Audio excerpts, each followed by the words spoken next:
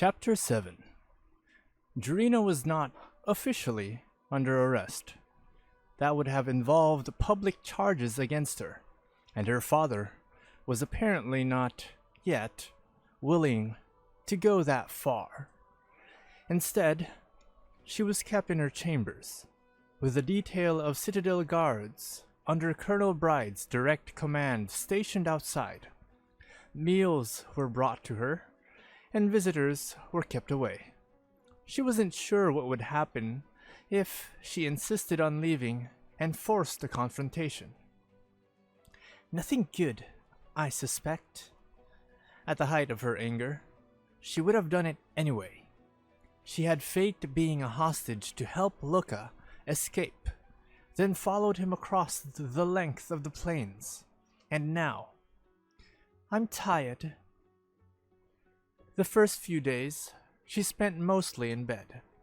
After that, the restlessness of confinement began to set in, and she paced the little room and its balcony like a caged tiger. It didn't help that everything about the place was saturated in memories of Lukka, on the balcony, in her bed, talking about his latest mission, or kissing her with quiet intensity. And now, Lukka is... I don't even know. He was alive, at least. But if her father was to be believed, he turned against humanity, become an ally of the monsters.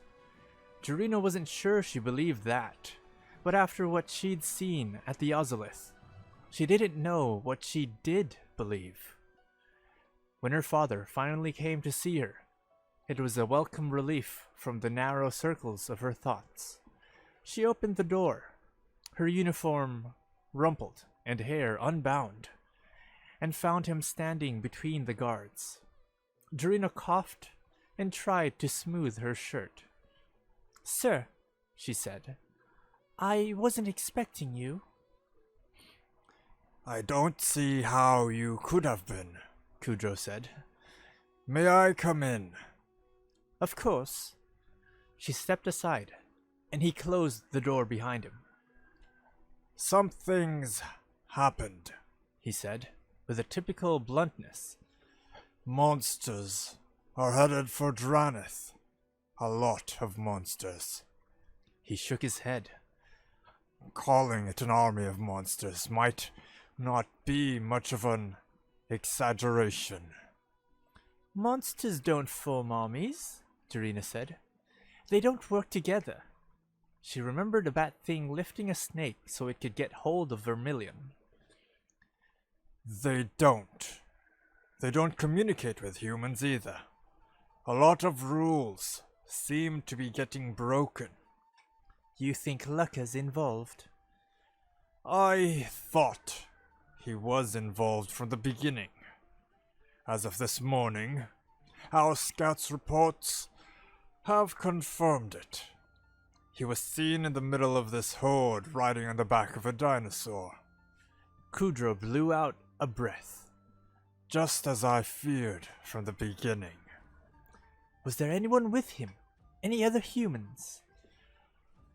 As far as we can tell, no, Kudro said, giving her a strange look. Needless to say, this is the greatest threat Drannith has faced in recorded history. So what are you going to do? If we meet his army at the city walls, the destruction will be immense. They will break through the sheer weight of numbers, and while we would triumph in the end, we might lose most of Drannith in the process. The losses would be unacceptable, and Lukka knows our defenses intimately. If there's a weak spot, his monsters will find it. The general straightened up. Therefore, the Coppercoats will meet him and his forces in the field. It will doubtless increase our losses, but that is the price we all agreed to pay to keep Drannith safe. Drina nodded. It makes sense, but why are you telling me all this? Because you're coming with us. You can't be giving me a command, Drannith said. Of course not. After your performance on the Citadel steps, I can't be seen to show you the slightest favor. Kudro rubbed his hands together, as though trying to wipe away the blood. And everyone knows you and Captain Lukka were engaged. You're suspect twice over. Drannith gave him a bitter smile. So what good am I? You and he were engaged. He sent that monster to keep you safe. It seems safe to assume that he still has feelings for you. Those feelings are a weakness, and we will exploit it. Of course. Having despaired of her as an officer and an heir, her father planned to make a final use of her as a weapon. And if I refuse to participate? I had hoped that your duty to Drannith would make you accept that this is the only honorable course, Kudro said. However, your agreement is not required. He fixed her with his gaze, eyes hard. I do not want to drag my daughter to the battlefield in chains, but I will if I have to. If it will save Coppercoat lives. That, Drannith murmured, I don't doubt for a moment.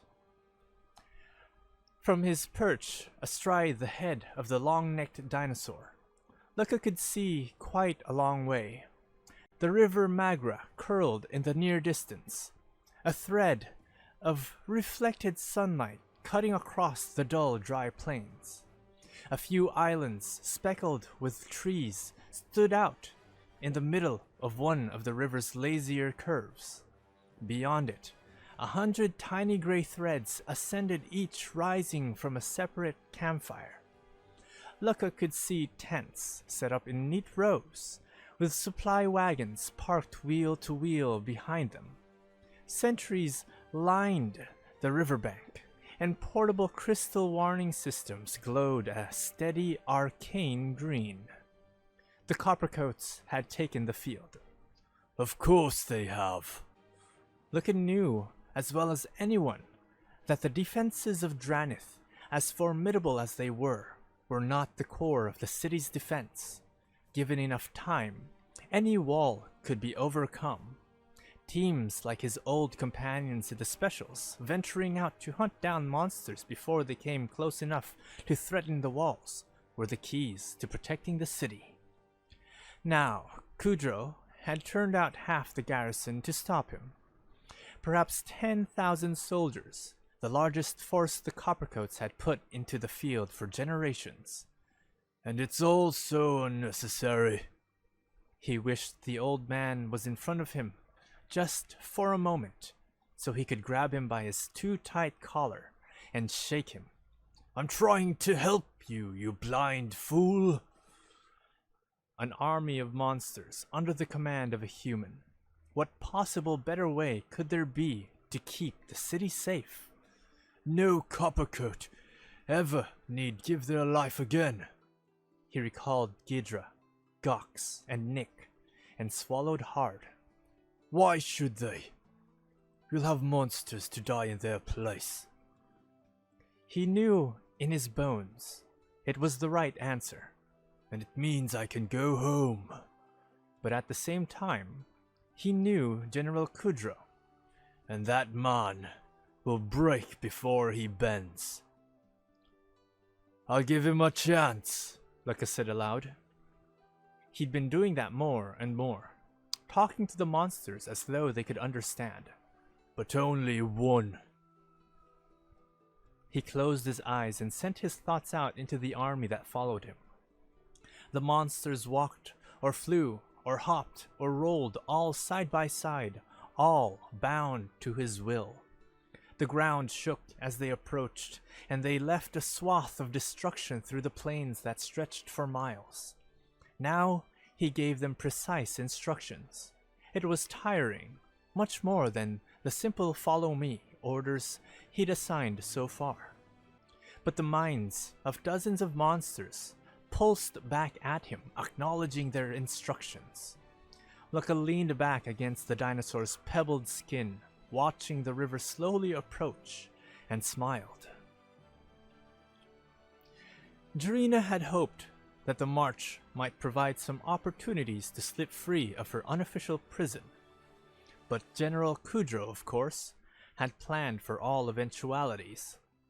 During the day, she rode in the company of Colonel Bride's personal guard, escorted on all sides by grim-faced men who responded to her conversation in monosyllables.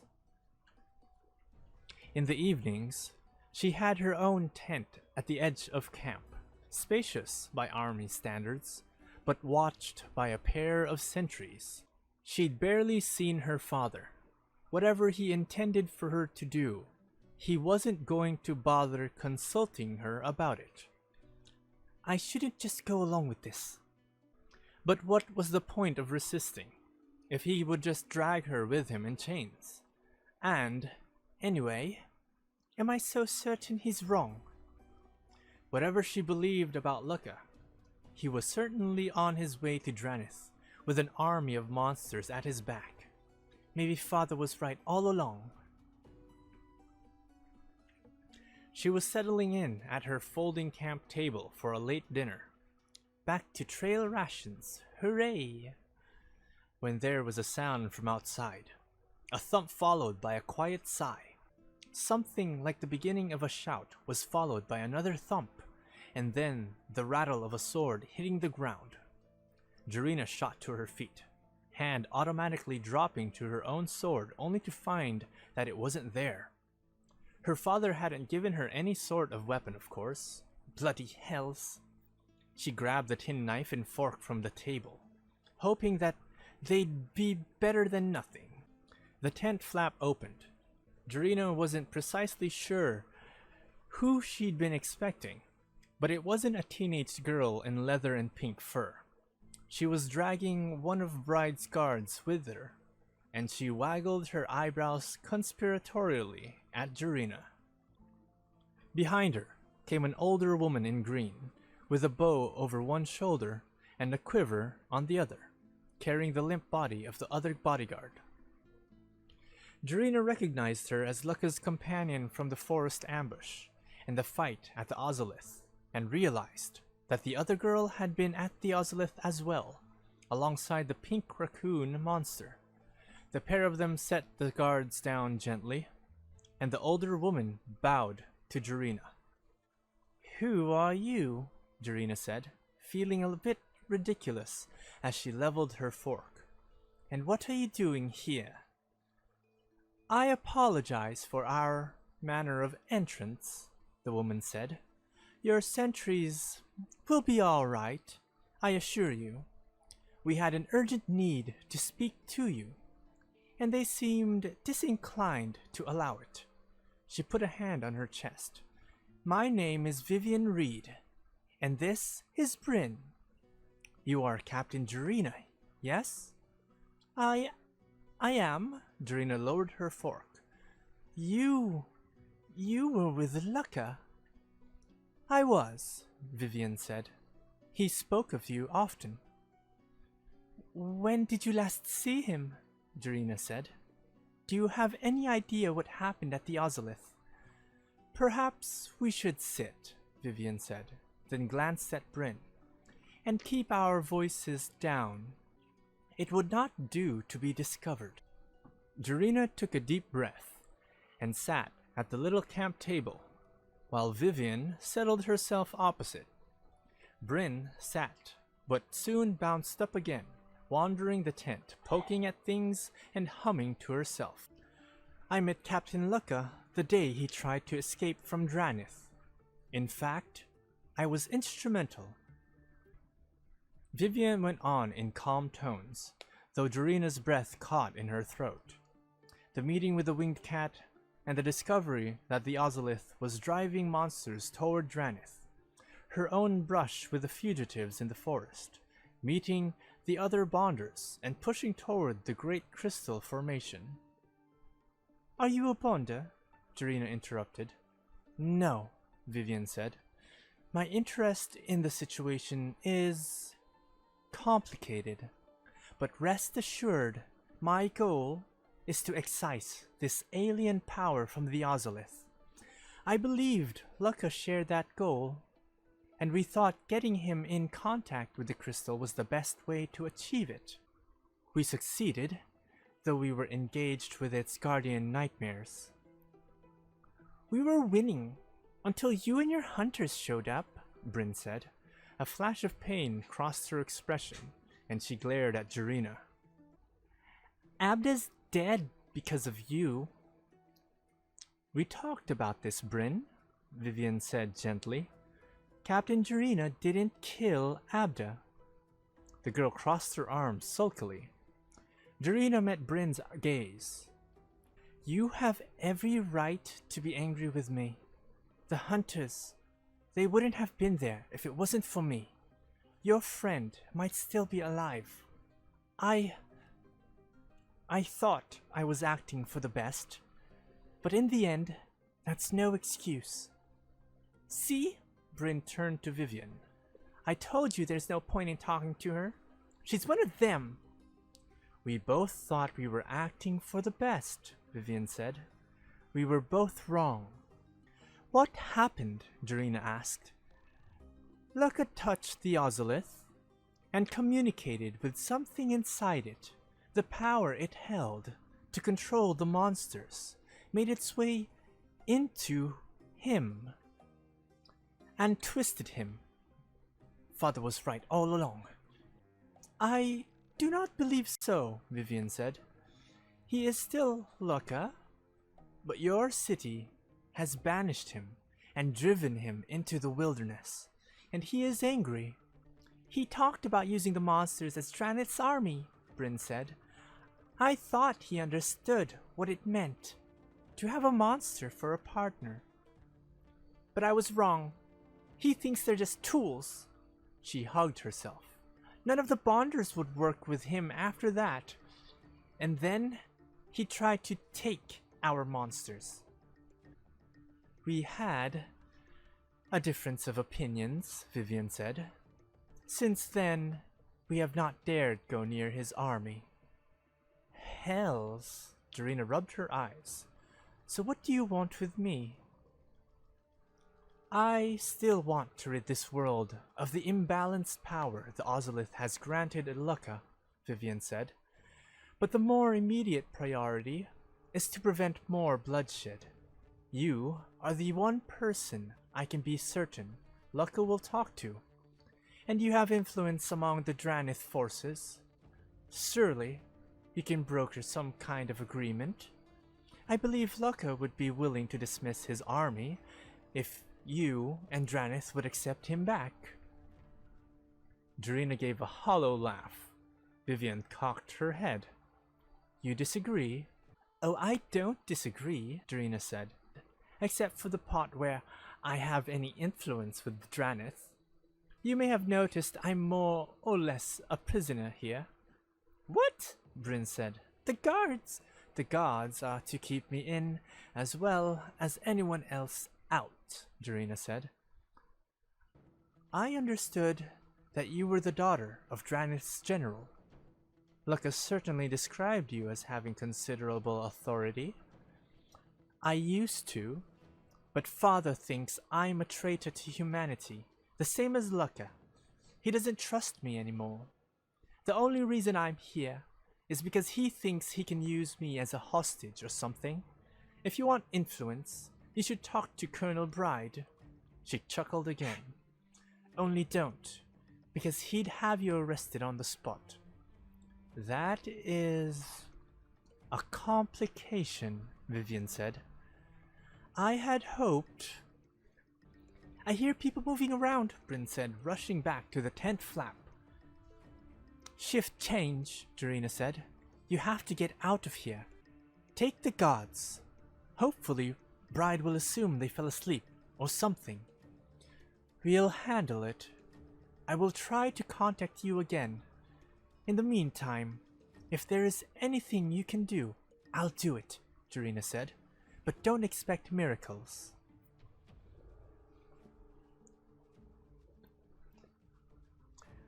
There was some shouting outside when the guards were found, but nobody came in to bother Drina about it. Lacking anything else to do, she went to bed early, and was thus reasonably well rested when Colonel Bride strode in unannounced not long after dawn the next morning. Get up, and get in uniform. What's going on? Drina said, yawning.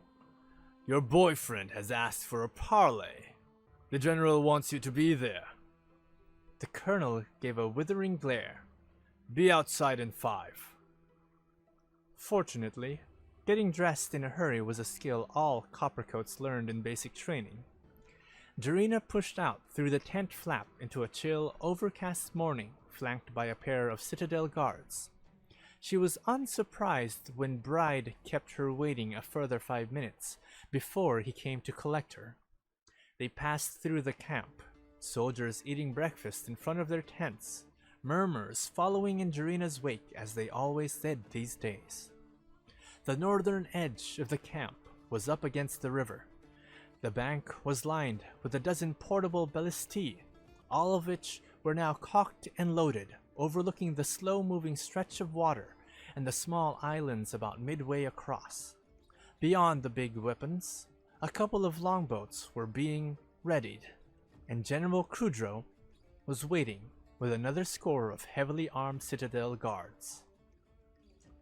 Drina, Kudro said. Sir, Drina said woodenly. Walk with me, Kudro said. Drina dutifully followed, away from Colonel Bride and the guards. The colonel tells me Lukka's requested a meeting. He has. Claims his intentions are peaceful. As though monsters are capable of peace. It might be the truth, Drina said, thinking of what Vivien had told her.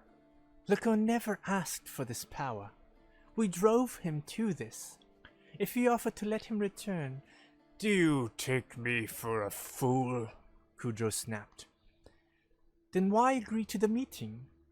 Because apparently Lukka thinks I am a fool. Which I am happy to take advantage of. And you want me there for what? So you can threaten me to get him to submit? I considered it. But Lukka would never believe I would hurt my own daughter. Lukka obviously doesn't know you very well. Drina kept her anger off her face. Then what do you want me to do? Isn't it obvious? Kudro pulled the sheathed dagger from his belt and held it out to her. I want you to kill him. The guards rowed the longboats out into the river, oars splashing gently. The morning mist was slowly burning away, and the clouds were shredding, promising a sunny day. As Lukka had promised, no monsters were in sight on the opposite bank, except for a single long-necked dinosaur. Behind them, the ballistae stood sentry, ready to fire at the slightest sign of treachery. Drina touched the dagger in her belt for the 100th time. General Kudro hadn't even waited to hear her answer. Lukka is more likely to trust you than anyone else. If he lets you get close, you have the opportunity to end this at a single stroke, before any of his monsters can intervene. She shivered at the memory of his hard, dead eyes. This is your last chance, Drina. Do this, and everything is forgiven. You will be a hero. Fail, and even I will no longer be able to protect you. Protect me? She grit her teeth. Is that what you've been doing, father? Lukka's dinosaur bent its neck, and he slid off its head onto the little island. The monster turned ponderously in midstream, water splashing around it, and lumbered back to the far bank. Kudro gave the commander of the guards a nod, and the two boats slid ashore, crunching onto the sandy beach. Citadel guards spilled out in heavy armor, cradling crossbows. Once they'd formed a perimeter, Kudro and Drina disembarked as well. He's a mess, was Drina's first thought. Lukka had lost weight, and his battered uniform hung off him like a scarecrow's rags. His close-cropped beard was getting long enough to curl, but there was something in his eyes, a kind of manic energy. His scabbard hung empty, but strapped to his arm, he wore a short, hooked blade, which looked like something he scavenged from Mized's hunters. Drina touched the hilt of the dagger, jaw tightening. The guards spread out, surrounding Lukka, who seemed unbothered by the crossbows trained on him. Kudro strolled over to face him, with Drina following behind like a dutiful subordinate. Lukka spared a grin for the old man, but Drina felt his eyes on her, drinking her in like a man dying of thirst. "Sir," Lukka said. His hands came up in a salute, thumping on his chest. "Lukka," Kudro said, precise as always, not Captain Lukka. Traitors don't have ranks. "What do you think you're doing?" "Only what you forced me to do," Lukka said. "All I wanted was to serve Drannith." "If you wanted to serve Drannith, then you wouldn't have rebelled against legitimate authority," Kudro said. "You wouldn't have taken my daughter hostage to escape." "I would have let you execute me, out of patriotic duty," Lukka laughed. "How does that help the city? How does that serve anyone?" "It is not your decision to make," Kudro grated. "Drannith asks everything of those of us who take the oath of service. Everything. If the city needs our lives, we should give them up gladly." Ghidra, Gox, and Nick gave up their lives for the city, Lukka said. "I would have died there if it would have changed anything. But I'm not going to just give up, not when there's something that could be done." He spread his arms. "And I was right." Kudro snorted. "You've fallen deeper into treason, you mean?" "I mean, I've gained a power that could change the entire history of our city, General. Imagine monsters fighting at our side, instead of against us. A ring of living weapons around the city, all ready to die before a single human life was to be endangered. We wouldn't even need walls. Do you have any idea how that would change things?" "I suspect that I do," Kudro said. "Perhaps more than you. If your monsters are going to protect us from the wilds, who will protect us from your monsters?" "You!" Lukka glared at Kudro, biting back his words.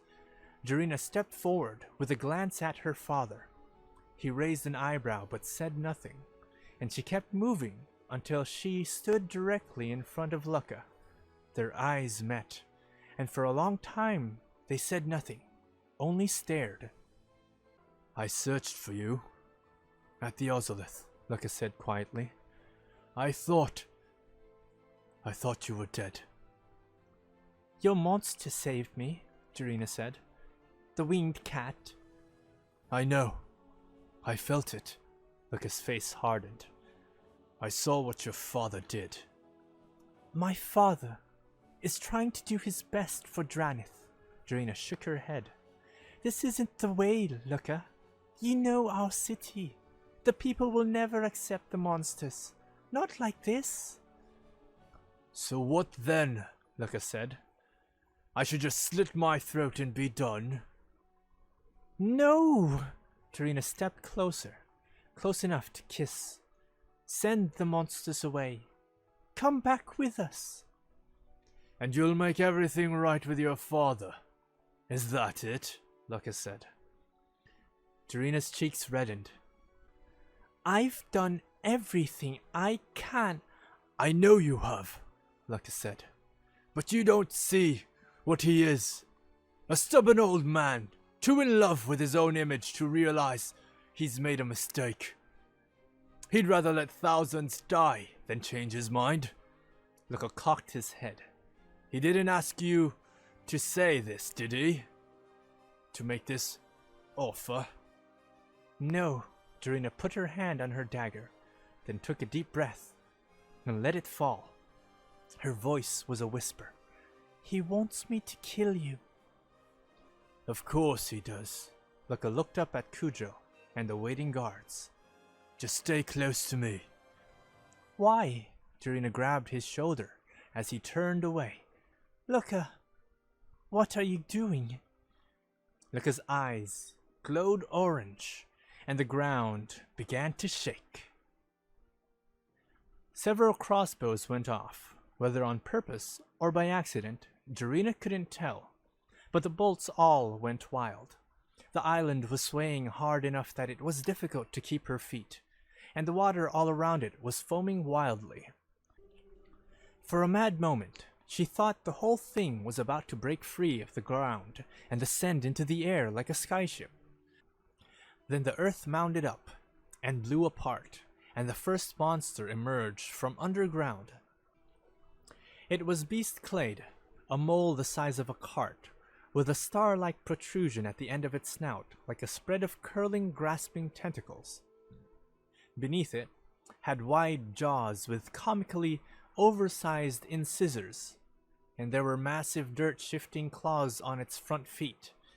These hooked into the body of the closest guard, and with a brief moment of effort, the mole tore the man in half, sending a spray of blood into the air and broken bits of flesh flying in every direction. Behind the guards, another creature emerged. This one was elemental clade, shaped like an octopus, but formed out of groaning, rumbling boulders that clattered and shifted against one another as it moved. It came up smoothly from the earth, flowing through it without disturbing a pebble, and wrapped the nearest pair of guards in its tentacles. A woman's screams were quickly choked off into a series of crunching sounds as stone pressed against stone. Fall back! Kudro shouted. The boats! Form a perimeter! The Citadel Guard tried their best, long training winning out over blind terror. A volley of crossbow bolts slammed into the mole, rocking it back long enough for the guards to draw their swords and engage. Drina could tell at once they were outmatched, their short weapons only cutting into its blubbery hide. The Citadel Guard might be the elite of the Coppercoats, but they were equipped mostly to protect against human treachery. We should have brought Mizid's hunters, or the specials. Her thoughts felt disjointed, detached. She watched as the mole disemboweled another guard, then grabbed a blade with its nose tendrils before biting a woman's arm off. The stone octopus grabbed soldiers one after another, popping them like bloody grapes against its rocky hide. Kudro fled through the carnage, and Lukka followed, drawing his ugly hooked blade. You're dead, Kudro said, turning at bay near the boats. You'll never get off this island. There are a dozen ballistae trained on your monsters.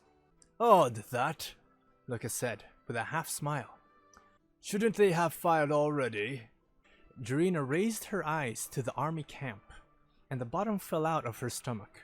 Fires were raging everywhere, whole lines of tents burning, and soldiers ran in every direction as enormous figures rampaged through the chaos.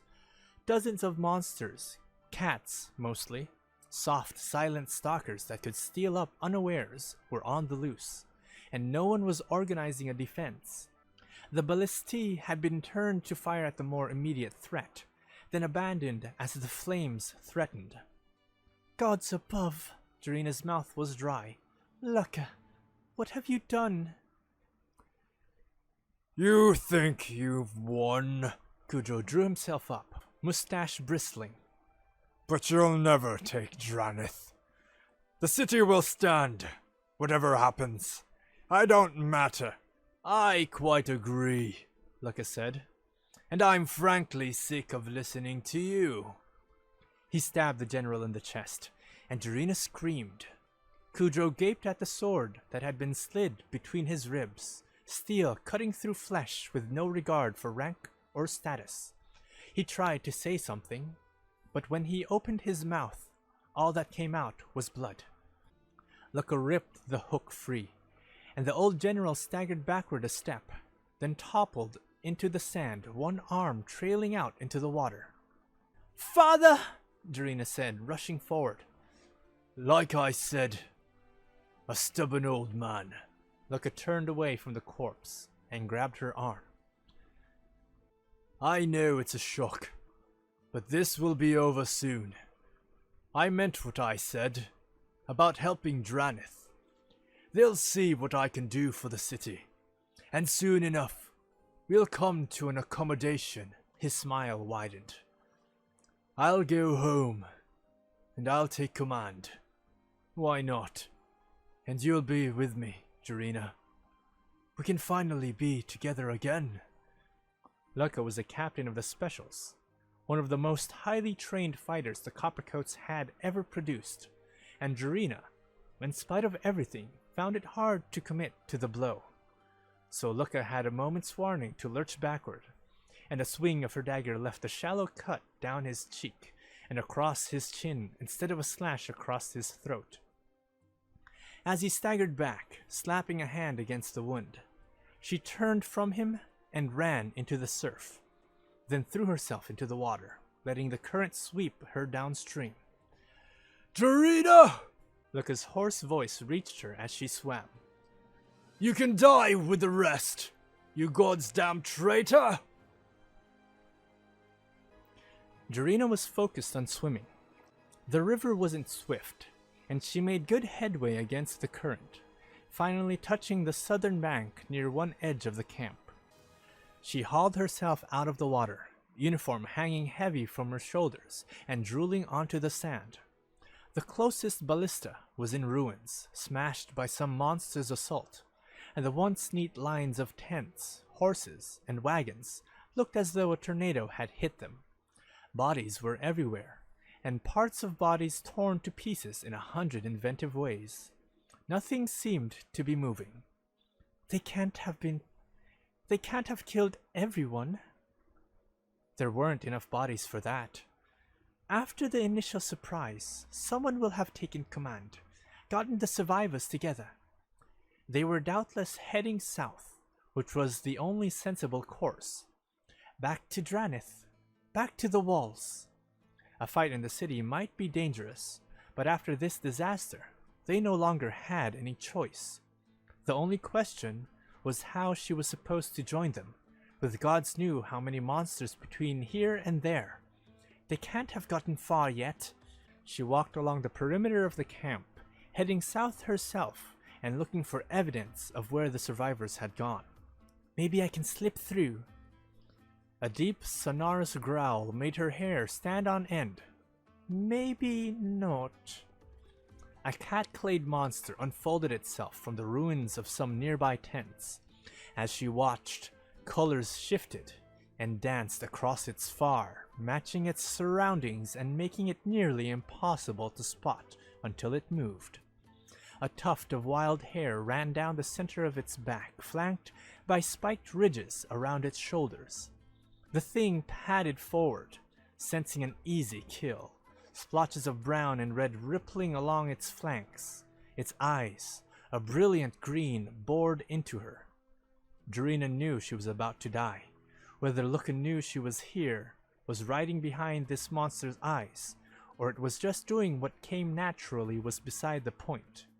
Either way, though, she didn't plan on dying without a weapon in her hand. She shuffled backward, not breaking eye contact, until her heel came up against the torn body of a Coppercoat lying in the dirt. Bending at the knees, Drannith scrabbled for the dead woman's sword, which lay drawn but unbloodied beside her.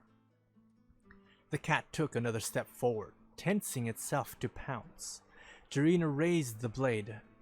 Duck underneath it. Go for the throat. Not much of a chance, but something large and pink hit the cat from one side, ricocheting off like a child's ball and spinning into the air. It landed with a thump, legs splayed, and Drina recognized the pink raccoon from the battle at the Ozolith. The girl who'd called herself Bryn was behind it, sling whirling, sending a pointed rock to crack against the cat's skull as it regained its feet. It shook itself, patterns rippling through its fur, and the raccoon lowered its head and growled. Captain Drina!